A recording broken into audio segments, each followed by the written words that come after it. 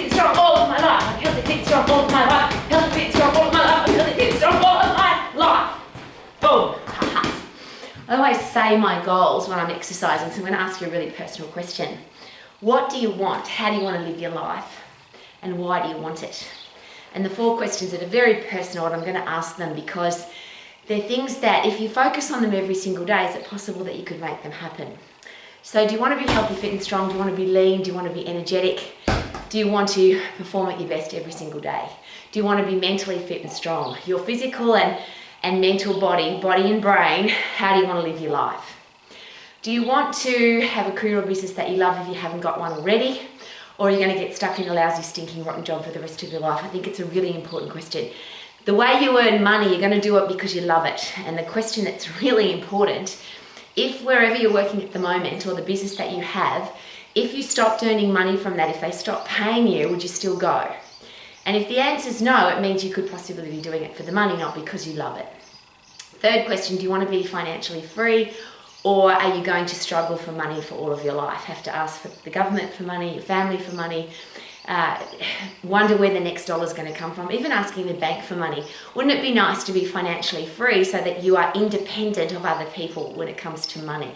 Never have to look at a price tag so that money is not controlling what you do, where you go and what you buy. And then the people that you have in your life, what kind of people do you want to have? If you want to be respected, if you want to be loved, if you want to be acknowledged, if you want people in your life who treat you with respect, do you have a goal or a plan for how to make that happen? So when I'm in here, in this, I call it, here we call it the Kite, K-Man's Indoor Training Arena. K-Man, my gorgeous husband, is a world champion martial artist. I get to train in here as well. It's also my office. And I'm sharing that with you because it's very motivating to come in here. And when I'm in here, because I'm surrounded by people who are goal achievers, it's very easy to focus on what's important to me. However, if I'm out running somewhere horrible, somewhere cold, raining, windy, not in a nice place, I'm still doing exactly the same thing, which is I say my goals to myself every single day. I say what I'm thankful for, and I'm sharing that with you for a reason, because a lot of people share with me that they have goals. A lot of people share their goals with me. And they also then tell me somewhere down the track that they haven't achieved their goals. And they come up with a bunch of excuses and or reasons, justifications, whatever you want to call it, for not being healthy, fit and strong, for not having a career or business that they love, for not being financially free and having lousy people that they have. So many people have horrible people in their life, and I can never understand why. Why would you put people into your life that don't love you and respect you? So my question is this: why is it that some people are goal setters and goal achievers?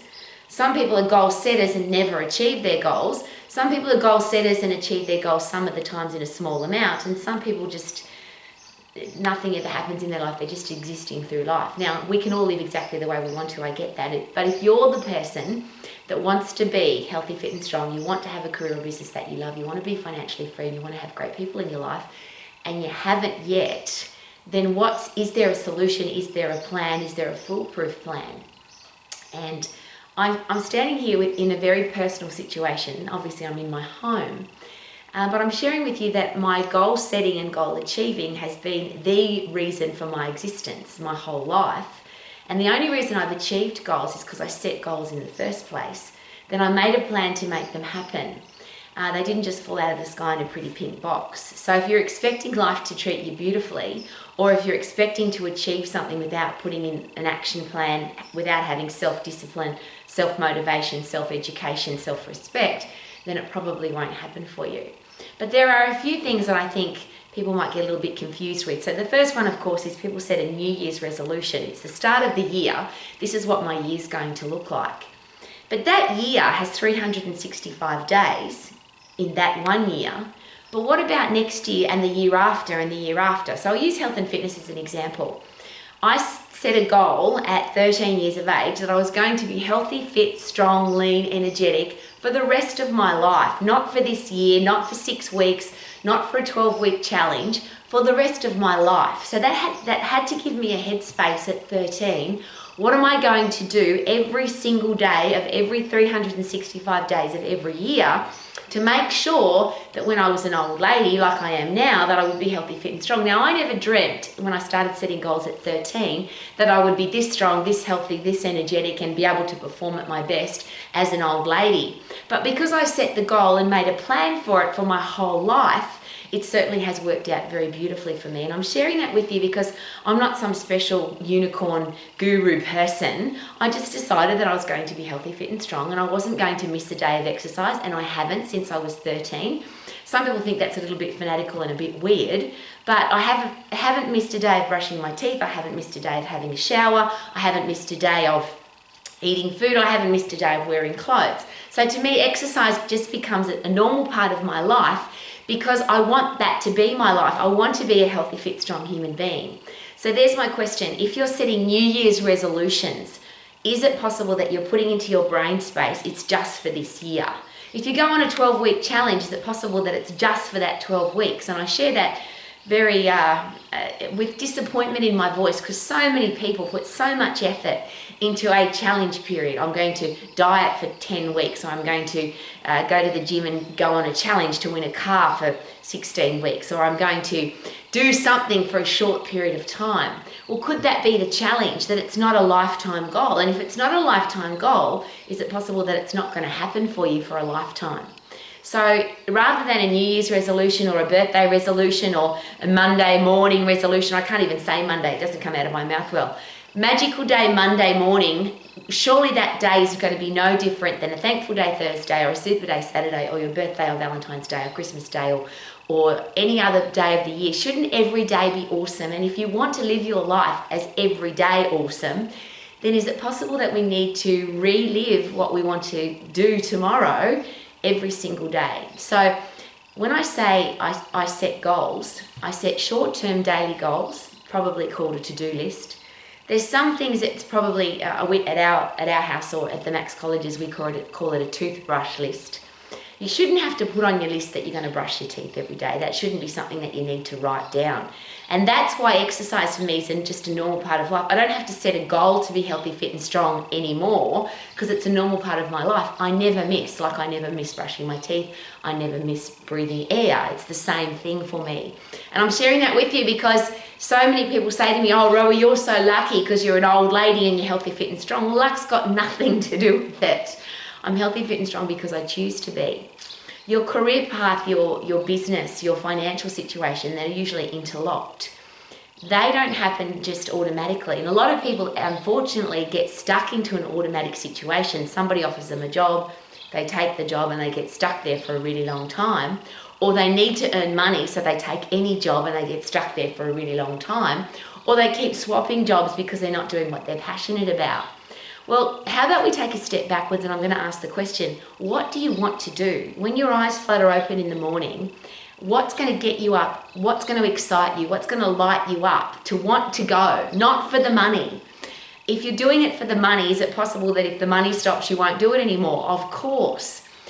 People say to me, Rowie, you've had financial success, you've been on the Young Witch list in Australia, one of the richest people in Australia under the age of 40.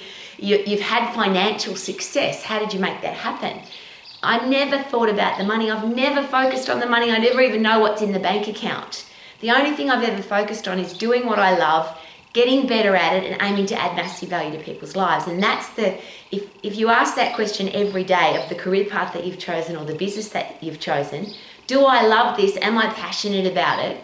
Do I want to keep learning and training and educating and getting better? Not have to, I want to. And if you live one day with me, you'll know that every single day of my life, I'm aiming to learn the endocrine system, the central nervous system, how does the skeletal system work? I want to know more and more and more, and I'm studying every single day. I don't study because I have to. I don't study because I want to pass a test. I don't study so that I can get a qualification. I've got a big long list of qualifications. But I'm learning every day because I want to, because I love what I do. And that's all I'm asking. If you really want to have a great life, how about what is it that you love? What do you want to keep getting better at? And whatever that is, it's got to add massive value to other people's lives. Otherwise, you won't have part B, which is financial success.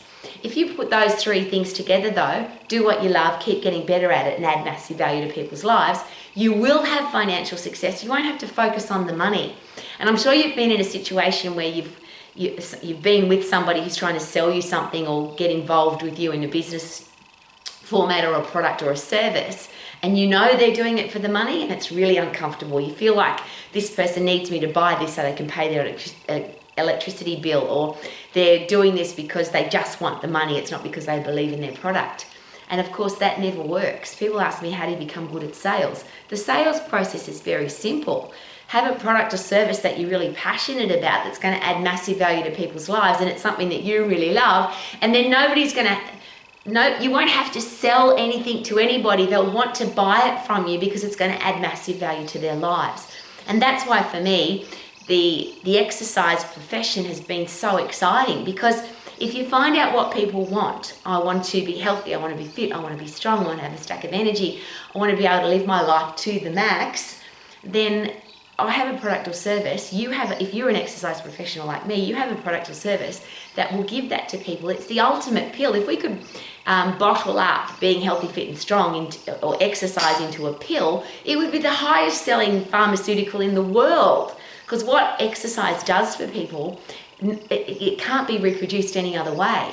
And yet we seem to have such a challenge trying to convince people to do it. And maybe that's because we haven't learned enough about how simple and easy it is to inspire people to exercise and how to make it simple and easy to do.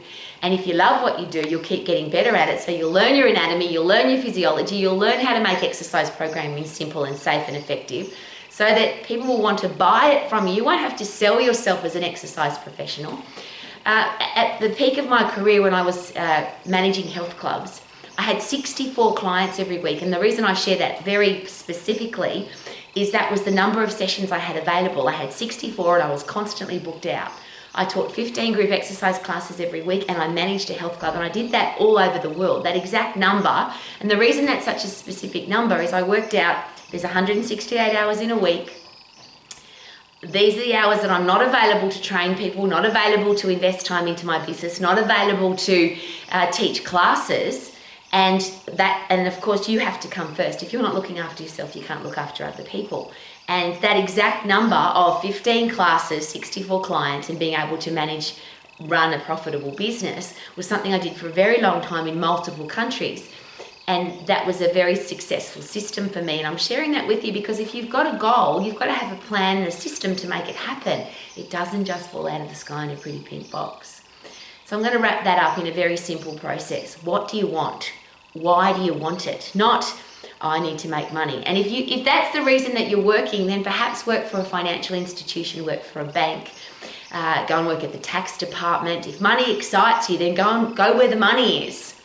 But if it's not about the money, then find what you're passionate about, keep getting better at it, add massive value to people's lives, and you will be financially free.